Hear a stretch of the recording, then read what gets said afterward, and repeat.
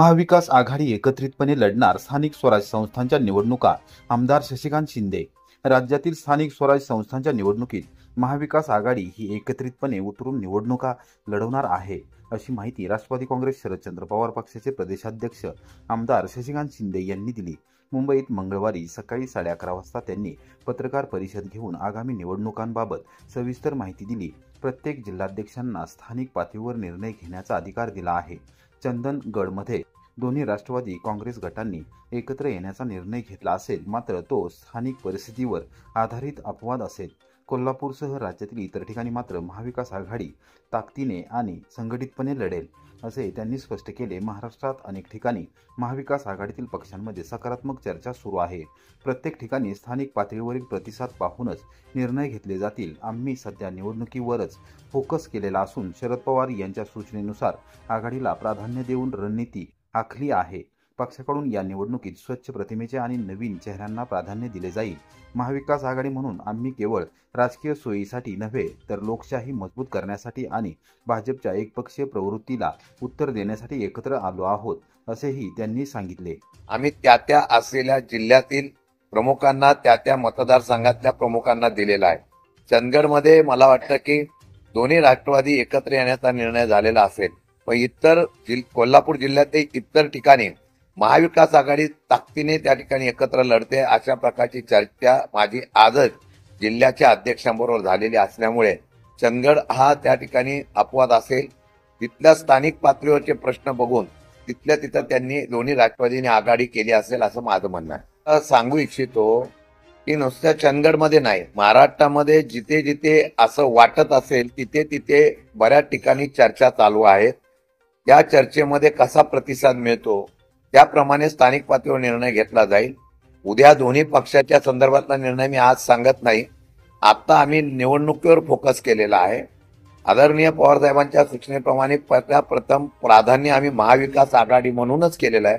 कोणत्याही परिस्थितीमध्ये या महाविकास आघाडी ताकदीने लढवावी, अशा प्रकारच्या सूचना केलेल्या आहेत। आज भविष्यातलं मला आज कळत नाही, मी वर्तमानच्या बाबतीमध्ये बोलू इच्छितो। वर्तमान काळामध्ये राष्ट्रवादी काँग्रेस पक्ष मजबूतीने हा निवडणुकीला उभा करायचा, नवीन चेहरे द्यावे, निवडणुकीचा निकाल परिणाम याचा विचार न करता पक्ष संघटना वाढली पाहिजे, मजबूत केली पाहिजे, म्हणून जास्तीत जास्त नवीन चेहऱ्यांना संधी द्यावी, अशा प्रकारच्या सूचना करून प्रथमतः आपलाच पक्ष मजबूत करण्याचे आम्हाला निर्देश आदरणीय साहेबांनी दिलेले आहेत। आणि जी चर्चा होते मी की अख्ख्या राज्यात आज सांगू शकत नाही। मगाशी विचारल्याप्रमाणे त्या ठिकाणी जिथं चर्चा होते त्या ठिकाणच्या चर्चेचा अधिकार आम्ही दिलेला आहे। त्यामुळे तो किती ठिकाणी अशा प्रकारच्या चर्चेत मला आज सांगता येत नाही, पण आज बहुतेक राज्यामधल्या महाविकास आघाडी म्हणून आम्ही जेवढे एकत्र आलेलो आहोत ते सगळेजण महाराष्ट्रामध्ये सगळेजण एकत्रित लढवण्याचा प्रयत्न करतोय। उद्या पर्याय अजून कुठले काय येतील समोर आले की त्याच्या मग त्या संदर्भामध्ये सुद्धा आम्ही निर्णय घेऊ। दोन्ही राष्ट्रवादी एकत्र कुठे आले? निवडणुकीच्या माध्यमातून फक्त चंदगडमध्ये तशा प्रकारची चर्चा चालू आहे। दोन्ही राष्ट्रवादी एकत्र आलेले नाहीत, निवडणुकीला एकत्र आलेले आहेत। महायुतीची रणनीती अखेर ठरली। स्थानिक स्वराज्य निवडणुकांसाठी समन्वय समितीच्या विशेष बैठकीत सखोल चर्चा। राज्यातील स्थानिक स्वराज्य संस्थांच्या निवडणुकांना सामोरे जाण्यासाठी महायुतीने रणनीती आखण्यास सुरुवात केली आहे। या निवडणुकांसाठी एकत्रित लढण्याच्या धोरणावर महत्त्वपूर्ण चर्चा महायुतीच्या समन्वय समितीच्या बैठकीत मंगळवारी सायंकाळी 6 वाजण्याच्या सुमारास झाली। ही बैठक पर्यटन मंत्री तथा सातारा जिल्ह्याचे पालकमंत्री शंभूराज देसाई यांच्या मुंबईतील मेघदूत या शासकीय निवासस्थानी पार पडली। बैठकीत महायुती म्हणून राज्यस्तरावर एकत्रितपणे लढण्याचा प्रस्ताव पुढे आला, मात्र काही ठिकाणी स्थानिक पातळीवरील परिस्थिती लक्षात घेऊन स्वतंत्रपणे लढावे लागल्यास परस्परांमध्ये कटुता निर्माण होऊ नये यावरही एकमत झाले। निवडणुकांदरम्यान महायुतीतील पक्षांनी एकमेकांविषयी सौहार्द राखत सकारात्मक वातावरणात प्रचार करावा, अशी भूमिकाही या बैठकीत घेण्यात आली। बैठकीस महायुती समन्वय समितीचे सदस्य आणि राज्यातील प्रमुख नेते उपस्थित होते। यामध्ये भाजपचे प्रदेशाध्यक्ष आमदार रवींद्र चव्हाण, राष्ट्रवादी काँग्रेस अजित पवार गटाचे प्रदेशाध्यक्ष खासदार सुनील तटकरे, महसूल मंत्री चंद्रशेखर बावनकुळे आणि वैद्यकीय शिक्षण मंत्री हसन मुश्रीफ यांचा समावेश होता। बैठकीदरम्यान स्थानिक स्वराज्य निवडणुकांसाठी समन्वय, उमेदवार निवड प्रक्रिया, प्रचार रणनीती, तसेच कार्यकर्त्यांच्या समन्वयाबाबत सखोल चर्चा करण्यात आली। आगामी निवडणुका मैत्रीपूर्ण, पारदर्शक आणि जनतेच्या प्रश्नांवर केंद्रित ठेवण्याचा निर्णय यावेळी घेण्यात आला। महायुतीने एकत्रितपणे जनतेचा विश्वास संपादन करण्याचा निर्धार व्यक्त केला। महा-ई-सेवा केंद्र चालक आता आक्रमक भूमिकेत।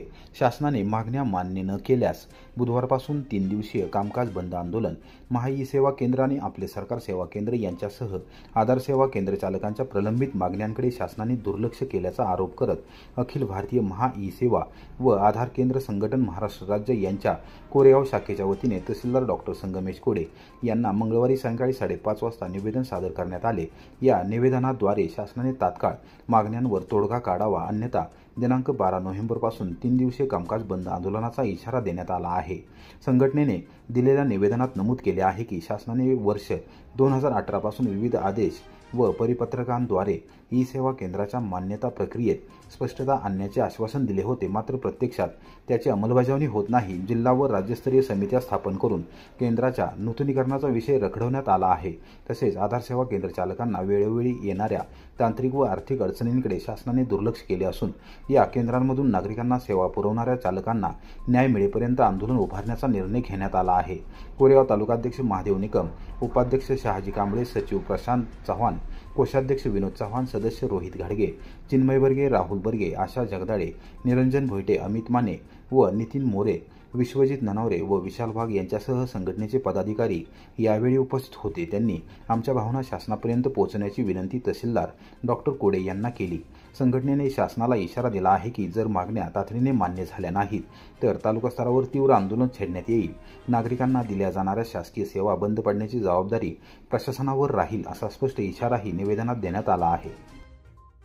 इंस्टाग्रामवरून जाळ्यात ओढून खंडणीसाठी अपहरण, शिरवळ पोलिसांची 3 आरोपींवर कारवाई।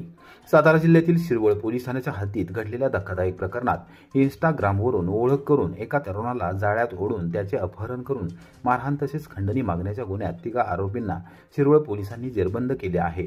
या घटनेने परिसरात खळबळ उडाली आहे। सातारच्या पोलीस अधीक्षक कार्यालयाकडून मंगळवारी दुपारी 1:15 वाजता प्रसिद्धीस दिलेल्या पत्रकात म्हटले आहे की बहादे तालुका खंडाळा गावच्या हद्दीत वीर धरण परिसरात इंस्टाग्रामद्वारे महिलेच्या नावाने चॅटिंग करत संबंधित तरुणाला भेटायला बोलावण्यात आले।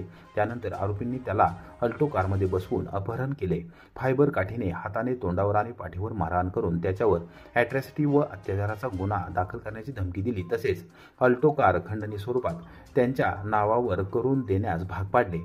पोलीस अधीक्षक तुषार दोशी, अप्पर अधीक्षक वैशाली कडूकर आणि फलटणचे उपविभागीय अधिकारी विशाल खांबे यांच्या मार्गदर्शनाखाली पोलीस निरीक्षक यशवंत नलवडे यांनी वेगवेगळी पथके तयार केली।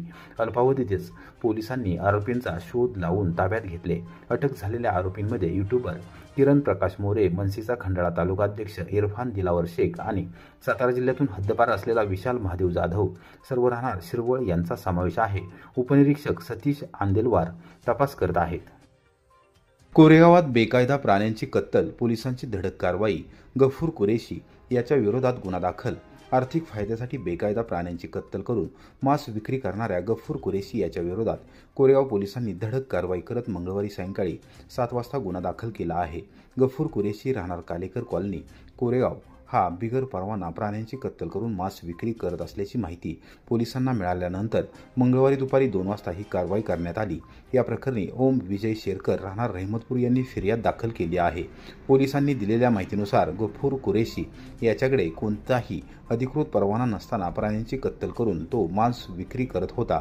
त्याच्याकडून एक लोखंडी सत्तूर हे हत्यार जप्त करण्यात आले आहे। महाराष्ट्र प्राणी रक्षण अधिनियम अंतर्गत कुरेशी याच्या विरोधात गुन्हा दाखल करण्यात आला आहे। पोलीस निरीक्षक घनश्याम बल्लाळ यांच्या मार्गदर्शनाखाली परिवीक्षाधीन पोलीस उपनिरीक्षक ओमकार भेगडे तपास करत आहेत।